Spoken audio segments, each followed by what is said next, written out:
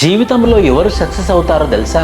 ఎవరికైతే ఆకలి ఉంటుందో, ఎవరైతే నాకు ఇంకా కావాలి, ఇంకా ఎదగాలి, ఇంకా ముందుకెళ్ళాలి, నాకు ఇది సరిపోదు, నేను ఇంకా ముందుకెళ్ళాలి, నా విజయం రావాల్సిందే, నేను ఆగేది లేదు, నా ప్రయాణం ముందుకు నడవాల్సిందే అనే ఇలాంటి ఆలోచన ఎవరి దగ్గర అయితే ఉంటుందో వాళ్ళు మాత్రమే సక్సెస్ అవుతారు. మనం పదం వింటా ఉంటాము, సాటిస్ఫాక్షన్ అయిపోవాలి, సాటిస్ఫాక్షన్ అయిపోవాలి. సాటిస్ఫాక్షన్ అయిపోతే ఏమవుతుంది తెలుసా?